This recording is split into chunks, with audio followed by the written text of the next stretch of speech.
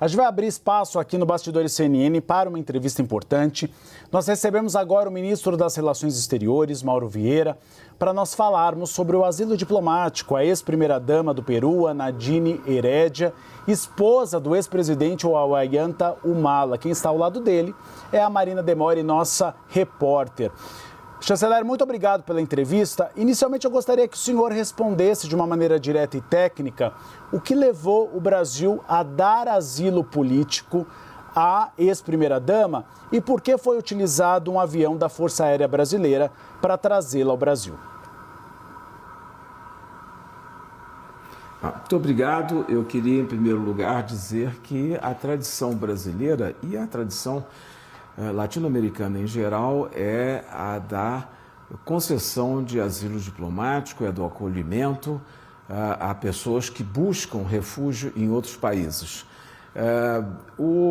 A concessão do asilo diplomático foi concedido no dia 15 de abril, em vista do pedido que foi apresentado pela senhora Nadine Heredia, acompanhada de seu filho menor de 14 anos, que se dirigiram à Embaixada do Brasil e que na Embaixada do Brasil fizeram o pedido ao embaixador do Brasil, que consultou o Ministério e, com base na Convenção de Caracas de 1954, que estabelece o Instituto do Asilo Diplomático, foi examinada e concedida, baseada em princípios, inclusive humanitários. Ela foi recentemente submetida a uma grave cirurgia na coluna, está em recuperação, precisa de tratamento médico e tinha sob sua guarda um filho menor, um jovem de 14 anos, que ficaria totalmente abandonado. Então, ao ingressar na Embaixada do Brasil,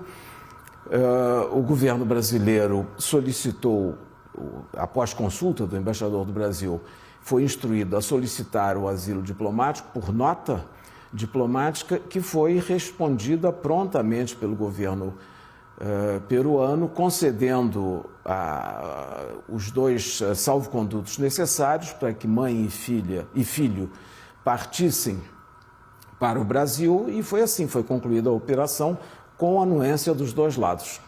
E é de prática, ministro, eu gostaria, inclusive, de cumprimentá-lo primeiramente, obrigada por essa entrevista mais uma vez, cumprimentar também o Gustavo Uribe lá no estúdio, mas gostaria de reforçar a pergunta dele em relação à utilização do avião da FAB nessa operação. É de praxe que se utilize aeronaves da Força Aérea Brasileira para trazer exilados políticos para o nosso país? Como é que funciona essa questão em relação à demanda, né, de buscar esses asilados políticos? Pois não, Marina, muito obrigado pela entrevista, por sua presença. A questão de fornecer um meio de transporte obrigação, é parte do Estado solicitante. O Brasil pediu concedeu o asilo diplomático e pediu o salvo-conduto para que saíssem do país. As alternativas seriam transporte terrestre ou transporte marítimo, que inviabilizariam, pelas distâncias e pelas dificuldades, um avião comercial não havia no momento à disposição, e as necessidades também de segurança. Exigiria um esquema de segurança muito grande num avião comercial, com muitos agentes. E há outro tipo também de constrangimento e dificuldade num voo comercial. No momento não havia nenhuma disponível, portanto o governo brasileiro optou, que é normal e não é só a Força Aérea, várias outras instituições têm aviões para o desempenho de suas funções, a Polícia Federal tem e outras instituições para fiscalização. Então, foi autorizado que um avião da Força Aérea fosse recebê-la e, com isso, também concluir esse processo de extradição num tempo curto, respondendo, inclusive, à reação que houve do governo peruano, que concedeu instantaneamente. Então, eu acho que também o governo brasileiro tinha a responsabilidade e a necessidade de atuar de forma rápida para, da mesma forma, concluir todo o caso. E já houve, ministro, antes de passar a palavra novamente para o Gustavo Uribe, já houve alguma solicitação formal por parte do governo peruano pedindo a extradição de Nedina Heredia, ou esse pedido ainda não foi feito? Caso ele chegue, de que forma o Brasil pretende se posicionar? Eu não acredito, não chegou e não acredito que haja, porque se foi concedido a saída com 2 salvos-condutos, nós temos a documentação, não vejo razão de depois ser revertido. Eu entendo que o governo peruano concordou com a saída dela e concedeu a documentação necessária e que, diante disso, ela está no Brasil. Outra vez, relembro que o Brasil é um país que tem uma tradição de acolhimento, de concessão de asilo diplomático amplamente conhecida, temos uma longa história, que não é só nossa, é de todos os países latino-americanos. Portanto, nós vamos seguir nessa linha. Uribe. Chanceler, a gente olhar pelos motivos técnicos, as convenções internacionais apontam que o asilo é concedido por emergência, urgência, no caso ela está enfrentando tratamento contra o câncer, e também por perseguição política. O governo brasileiro, ao conferir um asilo político a ela, levou em consideração uma avaliação de que houve uma eventual perseguição política na condenação dela. O Palácio do Itamaraty chegou a ver as provas do caso da condenação para observar se houve perseguição política ou não, ou se essa condenação foi justa?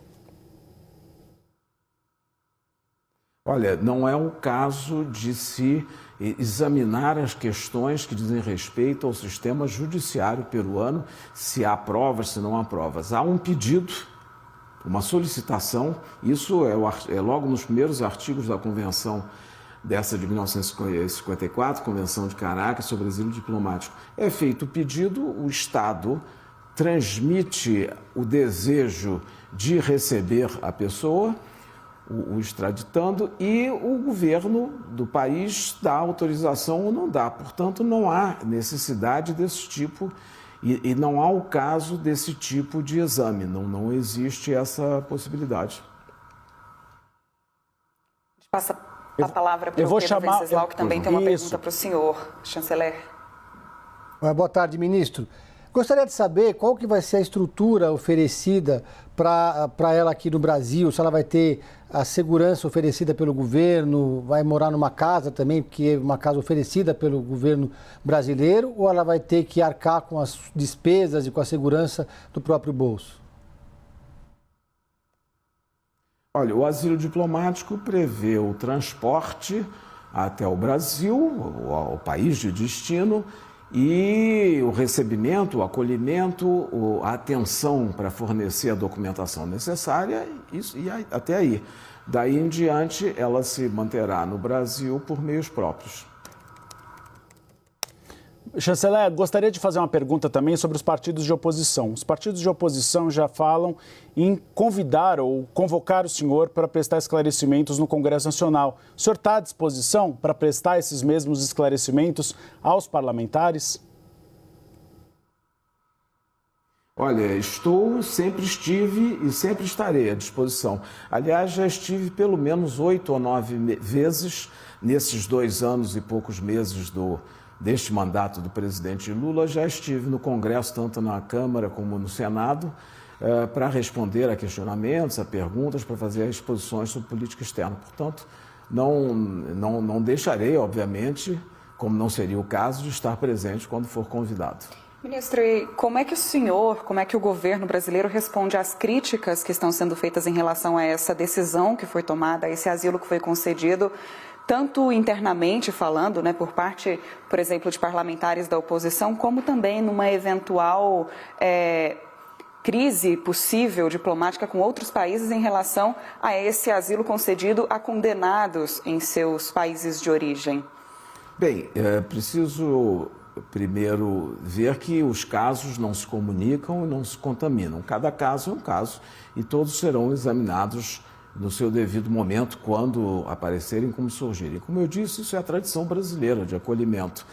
E também no caso específico, eu não soube de nenhuma reação da oposição peruana a respeito disso. Como eu volto a dizer, o governo concordou imediatamente com a concessão dos salvos-condutos para a partida e o processo segue. O processo lá está em primeira instância. A sentença foi ditada no próprio dia 15, no final do dia, portanto vai haver recursos a outras instâncias superiores, seguindo sempre a sistemática jurídica e a legislação local sobre essa questão. Chanceler, aproveitando a presença do senhor, eu gostaria de falar sobre os Estados Unidos. Como tem sido a negociação para que não seja taxado o aço e alumínio brasileiro? O Brasil deve mandar algum grupo para negociar com os Estados Unidos? O senhor é otimista sobre a possibilidade do aço e do alumínio não serem taxados ou pelo menos terem uma cota comercial? Olha, essa questão que é muito importante nos dias de hoje, porque afetam todos os países do mundo, estão sendo tratados desde o primeiro momento, desde o anúncio do governo Trump, que ia impor esse sistema de comércio. Nós começamos imediatamente a conversar e a negociar com o governo americano. Eu tive pelo menos 2 contactos telefônicos com o representante especial da Casa Branca para temas comerciais. Estabelecemos um grupo de trabalho entre as nossas equipes que trabalharam ao longo de 3 semanas, pelo menos, por contatos virtuais, por videoconferência, e depois nós enviamos também uma equipe a Washington que teve esse mesmo tipo de contato no Departamento de Estado, Departamento de Comércio e também no chamado USTR, que é o representante especial da Casa Branca para Comércio Exterior. Devo também dizer que o Ministério o MIDIC, o vice-presidente Geraldo Alckmin, também manteve uma série de contatos telefônicos com o secretário de Comércio dos Estados Unidos e, portanto, foram 2 linhas de negociação e continuamos nessas conversas. E temos que ver, no nosso caso, foi aplicado uma tarifa geral de 10%, que vai ser agora objeto de conversas. Nós continuamos em conversas e em negociações com os Estados Unidos e vamos tratar especificamente também desse caso do aço. Esclarecendo apenas que nesse caso, primeiro, do caso do comércio do Brasil com os Estados Unidos, nós somos amplamente deficitários. Nos últimos 15 anos, o nosso déficit acumulado é de 410 bilhões de dólares. Portanto, o comércio é amplamente favorável aos Estados Unidos.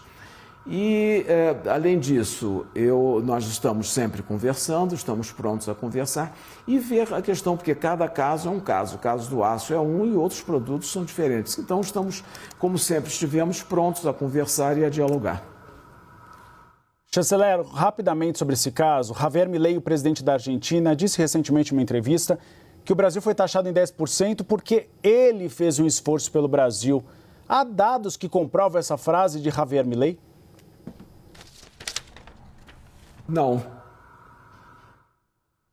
Não, na verdade, o senhor acredita, que ele está inventando de que ele poderia ter atuado nesse caso? Olha, eu contei a você o que nós fizemos, o que o governo brasileiro fez. Não sei se outros governos fizeram, mas não acredito. Certo. Chanceler, aproveitando também a conversa, Erika Hilton. Pode fazer, Marina, pergunta. Pode fazer, Uribe. Não, era sobre a parlamentar Erika Hilton, porque ela teve o visto americano dela mudado pela política transfóbica dos Estados Unidos. Como o Palácio do Itamaraty vai atuar nesse caso? Eu vou recebê-la e conversar com a deputada essa semana. Então, depois vamos examinar. Mas isso é uma decisão soberana dos Estados Unidos, é a aplicação da lei americana. Mas vamos ouvi-la e conversar. Certo. Chanceler, agradeço muito a disposição do senhor em conversar com a gente. Uribe, volto com você aí no estúdio e estamos abertos para outros esclarecimentos futuros também. Chanceler, muito obrigada. Muito obrigado a você, Marina. Muito obrigado aos seus colegas. Foi um prazer. Foi um prazer, chanceler. Obrigado por ter aberto espaço aqui ao Bastidores CNN. Obrigado, Marina Demore, por ter participado dessa entrevista e viabilizado. Obrigado, Pedro Venceslau, também, por ter participado da conversa.